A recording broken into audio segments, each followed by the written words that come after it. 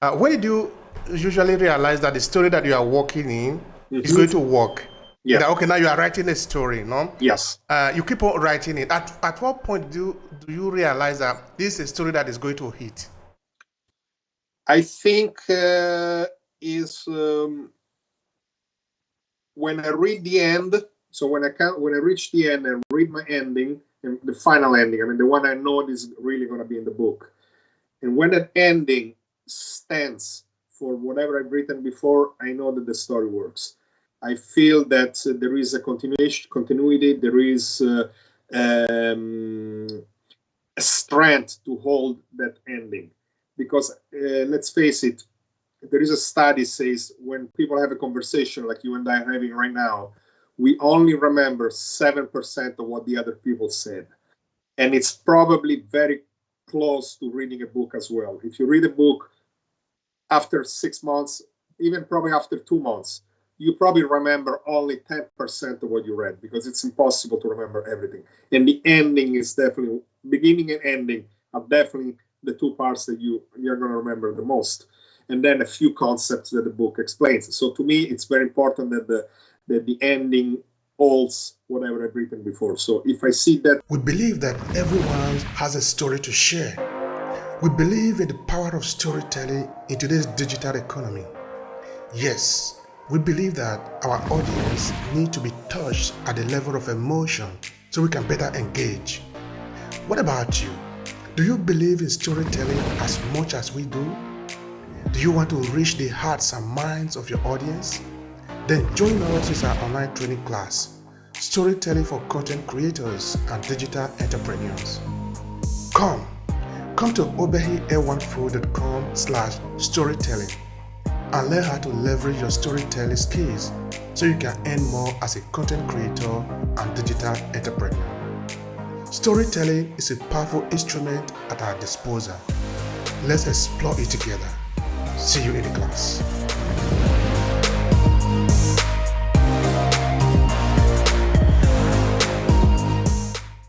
Holding, then I feel comfortable. And the second aspect we touched before is definitely the characters. I really feel that the characters are talking. In the moment that I know the characters are talking, I know there is something strong.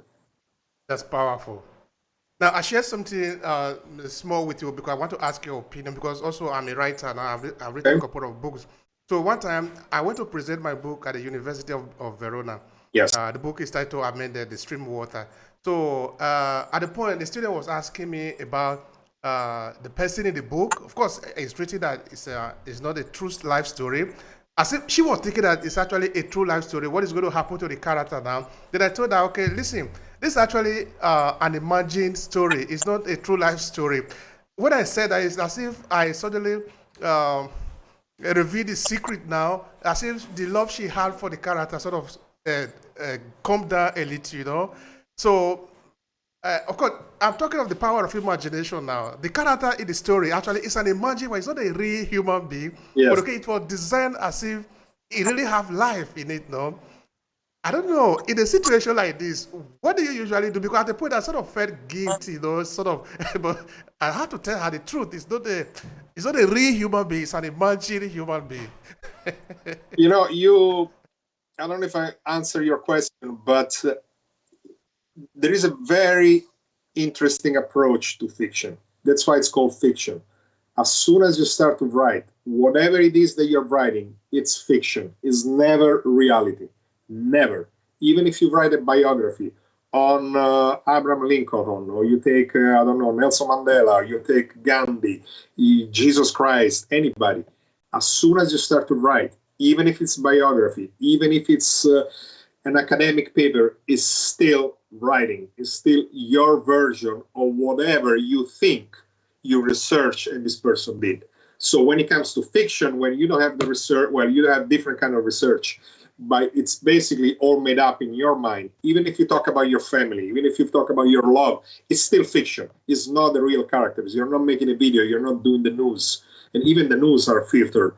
So you don't have to worry about reality and not reality. Just write, it's real, whatever it's on the paper. It's real, whatever is on the paper. You're not trying to describe something that came from real life. you try to describe that emotion. So, for example, you go to Africa or Central America, and you go to a starving area. When you say starving kids, you have to convey the emotion that there are kids that are starving and they need to be helped. You're not telling the story of that physical little kid. Otherwise, again, you'll do a news report and you go with the cameras, and it's a completely different job. So I think when it comes to dealing with that, it's all fiction, it's all fake, even if it's real. And that's why I don't like when I read these books based on a true story. But it doesn't make any sense. It's all filtered. So, and also remember, anytime, at least in my opinion, but I talked to many writers, and everybody unfortunately had the same issue. Every time you write something, the people that your family, your close friends, they always try to relate to them, like, oh, this was me, or this was the person that we know, or to you. So they say, oh, this is you. You were going through a difficult time in your life, or you doing this. No, it had nothing to do with my life. It's not a diary. It's a novel. So of course you're going to touch things that you experience in life, because it's normal. They're inside us. But that doesn't mean we are telling necessarily exactly how it happened in real life. I hope I answered the question. You do. But of course, we are reacting to it though, the way we see it though, because that is also one thing I love about writing and about literature and about storytelling in general, no? Because there is no one size fits all.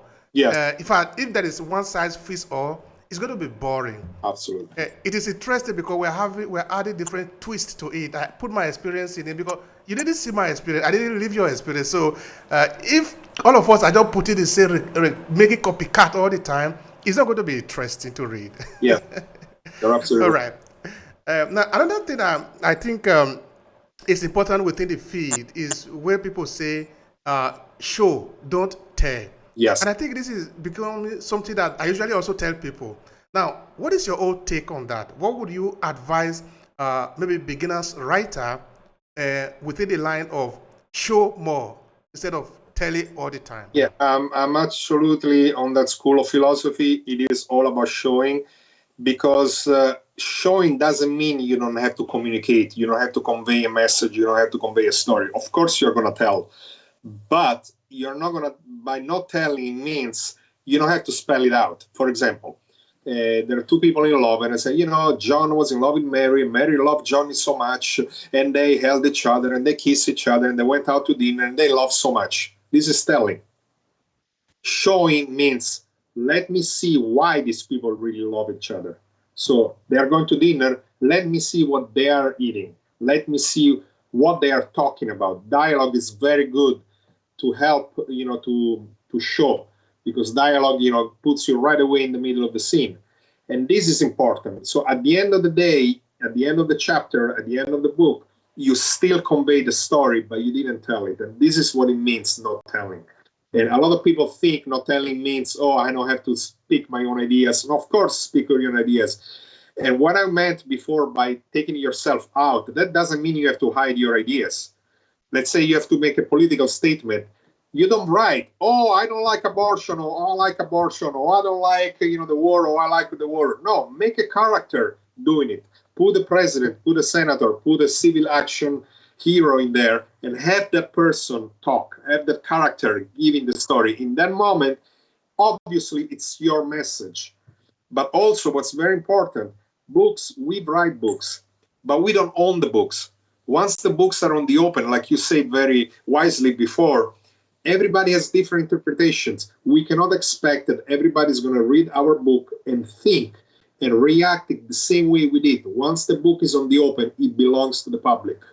That means that even us, we become readers of ourselves, and anybody can have a different reaction. So sometimes you can write and have one character that feels very strong about a political idea. It's very important that we realize that, because we need to be open also to the opposite ideas, because if you want to make a complete story, obviously you can have a character that thinks and acts and behave exactly the opposite of how we are, but we need to be able to understand the opposite side as well.